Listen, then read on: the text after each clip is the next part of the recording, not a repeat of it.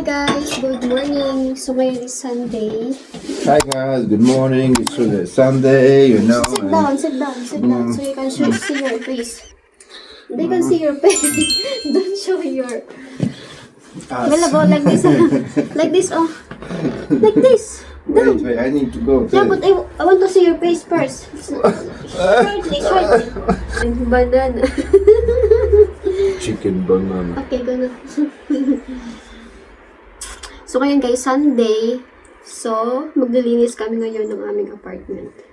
So, we're gonna clean the apartment. Well. I just only that. Kasi ngayon guys, ano namin, tawag dito? Kami yung naka-schedule na maglinis today. Actually, last week, naglinis na kami. Ako yung naglinis sa dito sa buong apartment. Ngayon naman, since dalawa kami na nakatira dito sa apartment, so, 2 beses kami maglilinis. Last week ako naglinis, ngayon naman si husband maglilinis. Tapos ako naman yung maglilinis dito sa room namin. And actually guys, kakatapos lang ng labahan ko. So, sampay ko siya sa labas. So, let's go! Okay. Pero kapag tuyo siya, hindi siya sobrang bigat.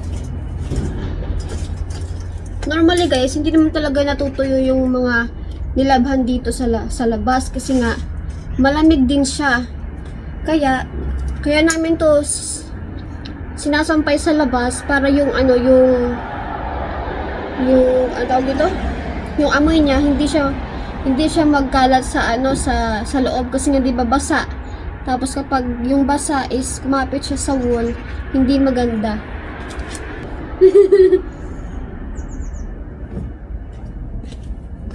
Nanonood sa akin si husband. Sabi niya, weird daw. Kinakausap ko daw yung sarili ko. Ganyan talaga yung mga vlogger. Also show something, some actions. But I'm also doing action. I'm hanging the clothes. It's action. Guys, ang paligid. Naalala ko guys yung sinabi nyo.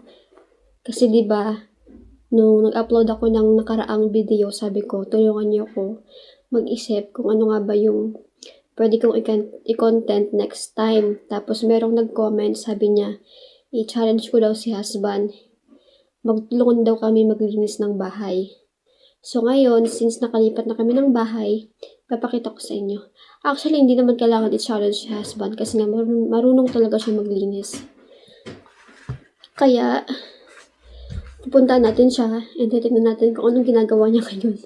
Kasi ako ngayon, kakatapos ko lang magsampay ng mga damit, tapos ako naman maglilinis dito sa room namin.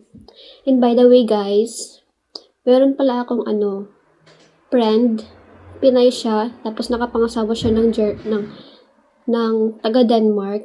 So ngayon, kasi nga iningganyo ko siya na mag-vlog, total, wala naman siyang masyadong ginagawa. Para na rin malibang siya sa mga vlog. So, ayun, nag-start na siya guys gumawa ng mga content. And guys, please follow her kasi nag-uumpisa pa lang siya. Ganyan din yung ginawa ko. So, please help her para ma-boost yung yung pag-vlog niya. As of now, yung kino-content niya is mga short videos muna. Pero kapag tumagal, din siya mag-daily vlog. Like, yung gaya sa amin, Joanne, tapos ako. So, ayun guys. Punta na natin si husband. So, let's go.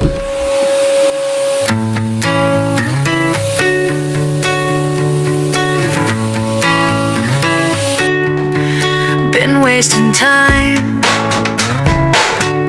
I stayed up all night, drinking my weight in pints.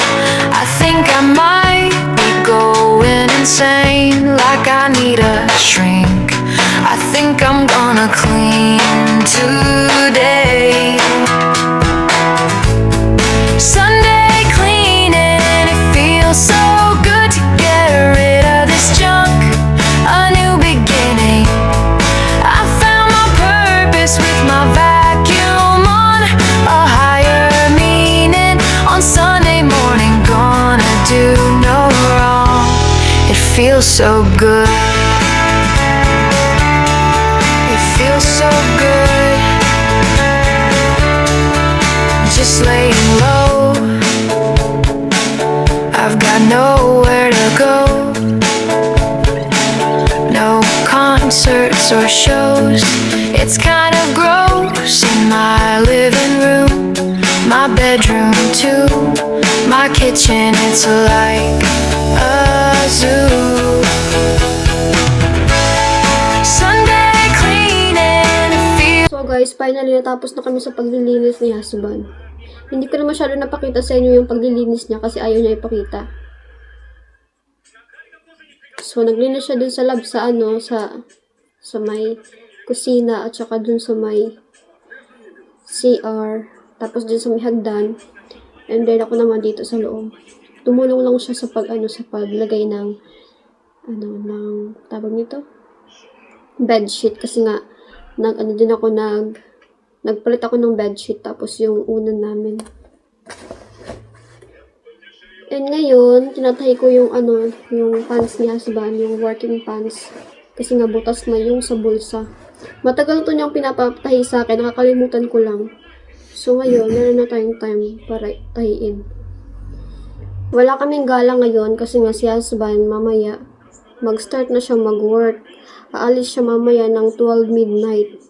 So maiwan ako mag-isa kasi nga yung work ko is 9:30. So alis ako ng bahay ng mga 8:20 kasi maghihintay pa ako ng bus. Kasi nga, 'di ba? Palagi namin iniiwan yung bike kasi ito si husband, madalas ako sinusundo sa work.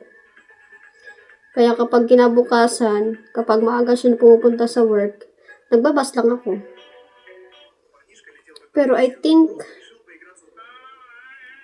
bukas, kasi nga yung yung planner niya is nagsabi, hindi daw sure kung magstay daw siya sa truck or hindi. Kaya 50-50, if magstay siya sa truck, hindi niya ako masusundo. So magbike ako. Kasi yung labasan ko sa work is 6 p.m. And then minsan pinapa-stay ako ng extra 30 minutes or di kaya 1 hour. So guys, mag-comment kayo kung ano yung gusto nyong tanungin sa amin para gagawin namin siyang ng video. So mag-comment lang kayo kung ano yung gusto nyong itanong, tapos gagawa kami ng content. Tapos sasagutin namin lahat yung mga tanong nyo. So ayun. Kasama ko si husband, nasasagot. So tapos ko nag-stayin tong bulsa. Do you still have any other clothes needs to sew? No? No? So, okay na siya.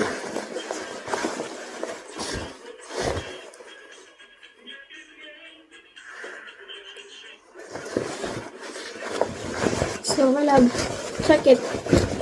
Is everything okay? Tingnan nyo guys, meron ako ditong coconut sticky rice. Lulutuin ko siya ngayon. Papatikin ko kay husband. Pero hindi ko alam paano siya lutuin. I think i-steam lang siya.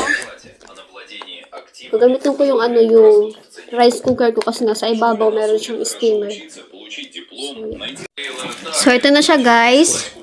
Magpapakulo lang tayo ng tubig. So ito yung dito ko ilalagay itong sticky rice. Dito ko lang niluto sa loob ng room namin kasi nga sa labas sobrang lamig. So, hinihintay lang namin guys na maluto at ipapatikin natin kay husband.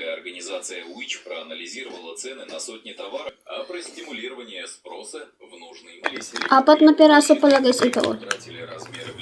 So dalawa-dalawa yung niya. Laman. Sana masarap. Kasi matagal ko na itong nabili is sa Maastricht. Ngayon ko lang siya maluluto. Pero nakalagay sa expiration, sabi, yung mag-expire to, sa May 2026. So, hinintay ko lang kumulo yung tubig, and then, ilalagay na natin. So, guys, kumukulo na. So, ilalagay na natin.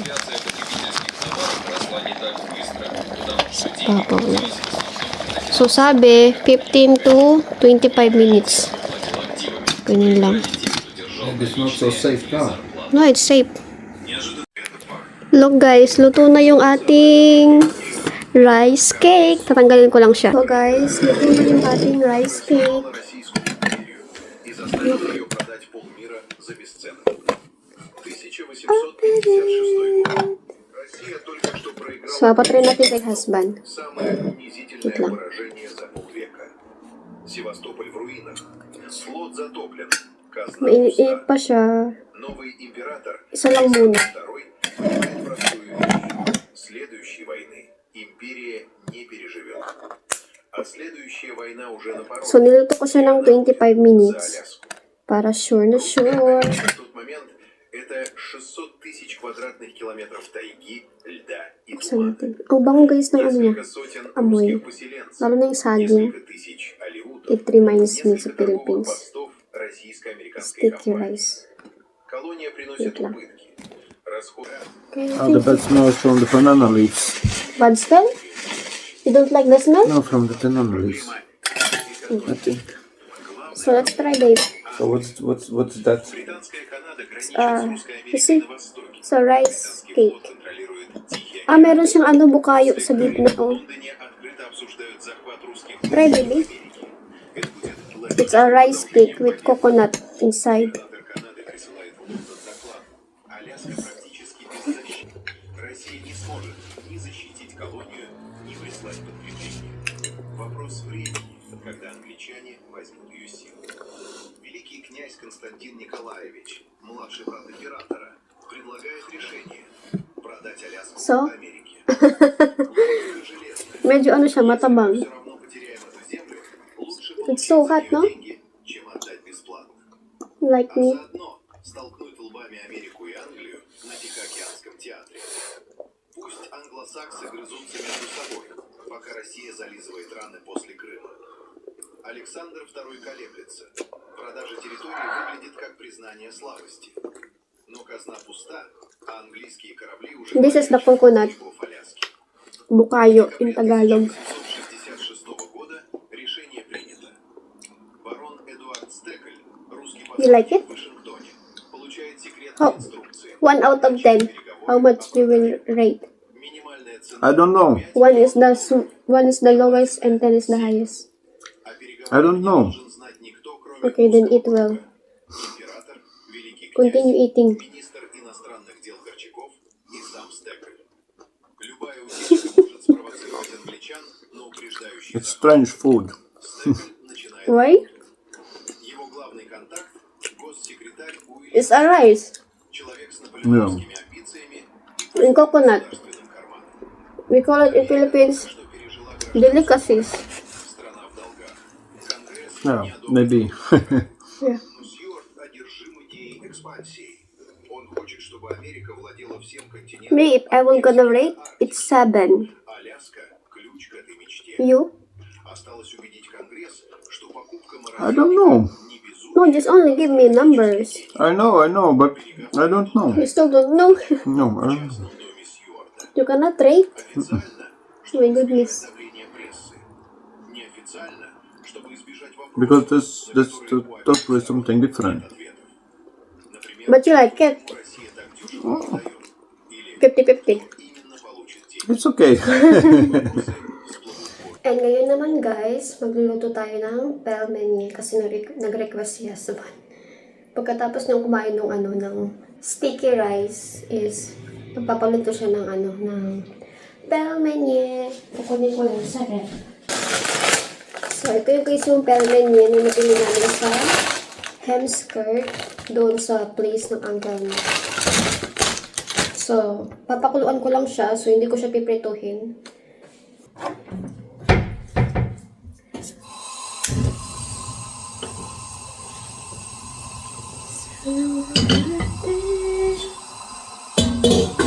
So, ito na guys. Nilagay ko lang siya dito sa bowl.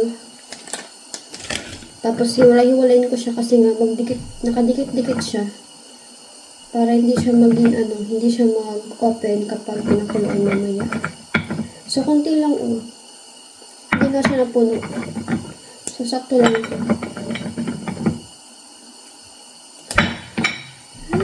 So, ayan na. Kumukulo na guys, kaya ilalagay na natin tong pelmenye. Madali lang talagang tumutuin. And madali lang din siyang iserve. So, hindi mo kailangan ng mag-aksaya ng madaming oras para lutuin siya.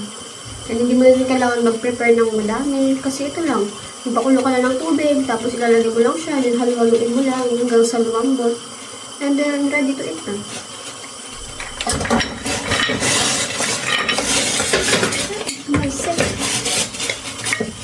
So, ayan. And lalagyan ko nga pala siya ng asin. Konti lang naman.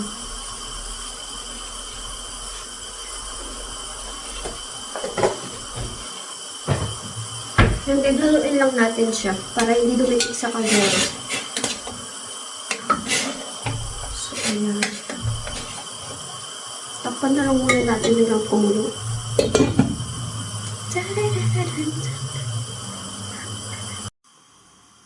Para siya guys, palitaw. Diba? Malapit na siya maluto.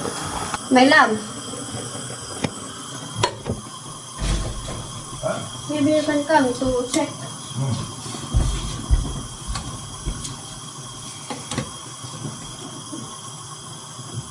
Fishball.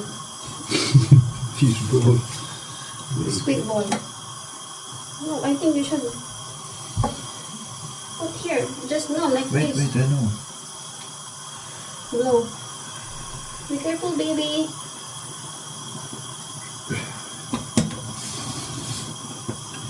I think see that. Wait.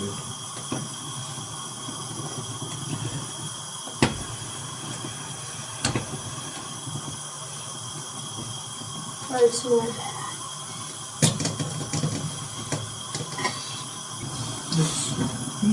I think it's already okay. It's ready?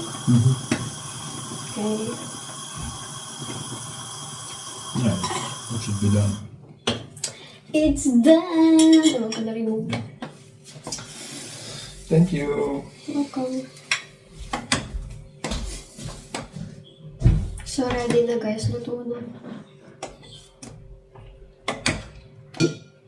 Lalagyan na natin sa ating mister.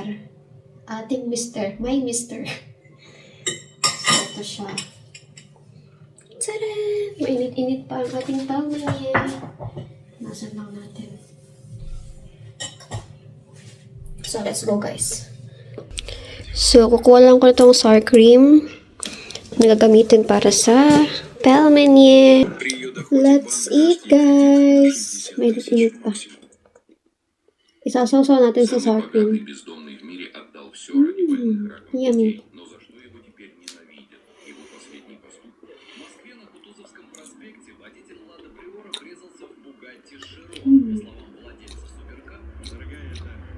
Ang sarap niya talaga guys.